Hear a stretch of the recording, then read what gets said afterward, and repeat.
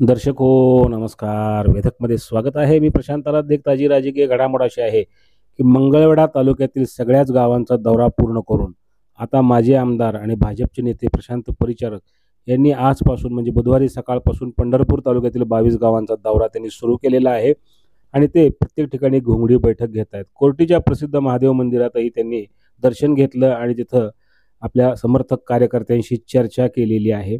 विधानसभा निवडणूक 2024 कोणत्याही परिस्थितीमध्ये लढवण्याचा चंग बांधलेला आहे आणि संकल्प विजयाचा असं त्यांनी त्यांच्या सोशल मीडियामध्ये एक ट्रेंड चालू आहे सध्या.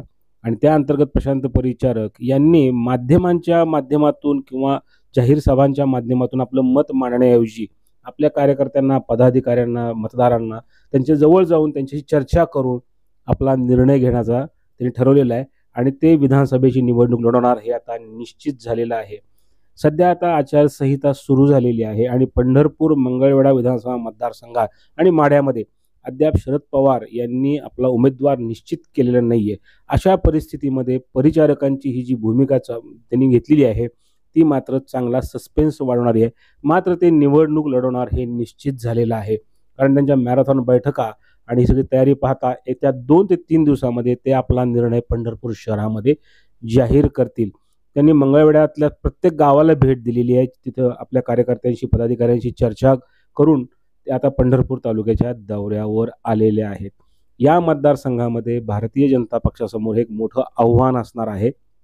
देवेंद्र फडणवीस हे परिचारक यांचे नेते जरी असले तरी परिचारक गटाला आपलं अस्तित्व या मतदारसंघात टिकवण्याकरता कोणत्याही परिस्थितीमध्ये निवडणुकीत उतरावंच लागणार आहे. कारण पंढरपूर, मंगळवेढा विधानसभा मतदारसंघात त्यांचे जे परंपरागत विरोधक आहेत ते भगीरथ भालके हे सुद्धा निवडणुकीत उतरत आहेत. त्यांना कुठलाही तिकीट जरी नाही मिळालं कुठल्या पक्षाचं तर ते अपक्ष लढणार आहेत. त्यांनी नाना हाच आपला पक्ष, जनता हाच आपला पक्ष अशा पद्धतीने त्यांनी घोषणा दिलेल्या आहेत आणि ते आता महाविकास आघाडीकडे पण उमेदवारी मागतायत, परंतु नाही मिळाली तरी सुद्धा एकला चलोरीची त्यांची भूमिका आहे. याचबरोबर समाधान आवताडे यांना 2021 मध्ये आमदारकीची लॉटरी या मतदारसंघात लागलेली आहे परिचारकांच्या पाठिंब्यामुळे. तेही या मतदारसंघामध्ये पुन्हा उभारणार आहेत आणि त्यांना भाजपकडनं उमेदवारी मिळाल्याचं सुतोवाच देवेंद्र फडणवीस यांनी यापूर्वीच केलेलं आहे.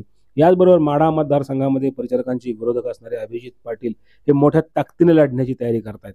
त्यामुळं अशा परिस्थितीमध्ये पंढरपूरच्या राजकारणामध्ये परिचारकांना आपला अस्तित्व असेल, त्यांचे कार्यकर्ते, पदाधिकारी त्यांच्याच पाठीशी राहावे असं वाटत असेल तर परिचारकांना या निवडणुकीमध्ये उतरावं लागणार आहे. जर समजा ते उतरले नाहीत तर त्यांचे कार्यकर्ते विखुरण्याची सुद्धा शक्यता आहे, कारण इथं अत्यंत चुरशीचं राजकारण या साखरपट्ट्यामध्ये सध्या सुरू आहे. आमदार समाधान आवताडे यांनी हे आमदार झाल्यानंतर त्यांनी परिचारक गटातील काही नेत्यांना आपल्या बाजूला वळण्याचा प्रयत्न केल्याचा आरोप करत परिचारकांनी त्यांच्यापासून फारकत घेतली आणि भाजपमध्ये दुफळी निर्माण झालेली आहे. यातच लोकसभा निवडणुकीमध्ये सोलापूर आणि माढा या दोन्ही मतदारसंघामध्ये भाजपचा दारुण पराभव झाला आणि या मतदारसंघाचे जे क्लस्टर प्रमुख होते ते प्रशांत परिचारक होते. त्यांना हे दोन्ही मतदारसंघ वाचवता आले नाहीत. यानंतर भाजप त्यांच्यापासून दूर गेल्याचं चित्र होतं. तेही भाजपपासून थोडे दूर जातात असं वाटत होतं. मध्यंतरी त्यांनी देवेंद्र फडणवीसांची भेट घेतली खरी, मात्र त्यांची तयारी निवडणुकीची सुरू होती. ते बोलत नाहीत. त्यांनी त्यांच्या केलेल्या कार्याचा चित्रफित तयार केलेली आहे. ती पांडुरंग कारखान्याच्या कार्यक्रमात दाखवण्यात आली होती. त्यांची तयारी मागील अनेक दिवसांपासून सुरू आहे, मात्र ते स्पष्टपणे कोणती भूमिका सांगत नाहीयेत. त्यांनी ठरवलंय निवडणूक लढवायची, मात्र कोणाकडून हे अद्याप त्यांनी सांगितलेलं नाहीये. भाजप त्यांचा विचार करेल असं वाटत नाही. त्यामुळं शरद पवार यांचा पक्ष परिचारकांना उमेदवारी देऊ शकेल का या मतदारसंघामध्ये, कारण अनेक कांगोरे या मतदारसंघामध्ये आहेत आणि परिचारक यांनी आतापर्यंत 2009 पासून 2021 पर्यंत त्यांनी 2 वेळा पाठिंबा दिलेला आहे आणि 2 वेळा ते स्वतः निवडणूक लढवलेले आहेत.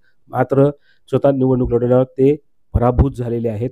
तर विजयसिंह मोहिते पाटील यांचाही 2009 मध्ये पराभव झाला होता. या मतदारसंघामध्ये त्यांना परिचारकांनी पाठिंबा दिला होता.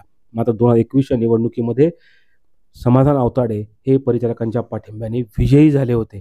आता 2024ला परिचारकांना विजय मिळवायचा आहे, मात्र त्यांच्या पाठीशी समाधान आवताडे नसणार हे निश्चित आहे. भगीरथ भालके यांचंही कडवं आव्हान आहे.